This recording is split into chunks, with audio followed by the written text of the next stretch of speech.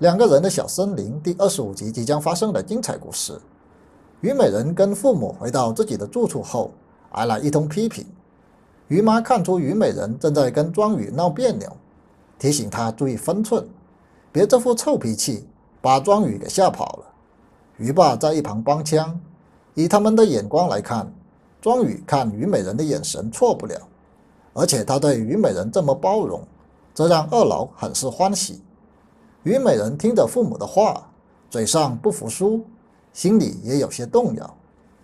静熙住在大美家的民宿里，这天他拜托大美带他到葡萄园里看看品质。大美不知静熙和李甜甜之间的故事，欣然应允。没想到李甜甜一见静熙，便没个好脸色。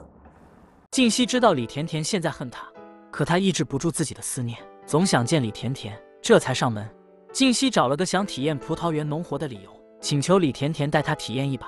但李甜甜是个炮仗脾气，立刻安排大美带着静熙去挑粪。李甜甜看出静熙的腿脚似乎不大利索，但她一想到静熙之前对她的欺骗，还是硬起心肠。静熙一边跟着大美挑粪，一边听大美讲李甜甜的故事。助理看到静熙挑粪，十分生气，认为这是李甜甜对静熙的不尊重。静熙赶紧拦住助理，还表示这是自己愿意的。李甜甜把静熙叫到一边，直截了当地告诉静熙，如果是来道歉的，自己已经收到；如果还想其他的，那就不可能。静熙的脸上显出失望的神情，她拿出李甜甜送给自己的那盆海棠花。李甜甜见花还好好的，才知道静熙一直把它留着，但她仍然赶静熙走。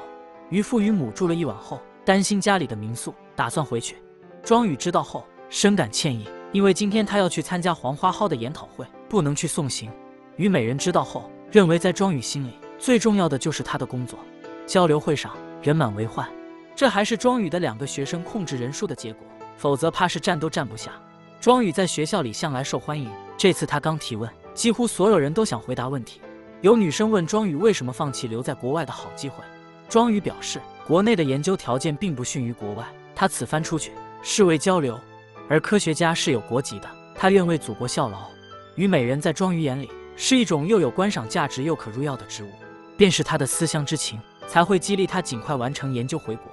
庄宇在跟李主任一起喝咖啡的时候不断唉声叹气，李主任还以为是自己高价买的咖啡不好，等他无意中让庄宇看了他的朋友圈后，才猜到庄宇应该是被虞美人给拉黑了，于是让庄宇听虞美人最近经常分享的新歌，毕竟这很能体现一个人的想法。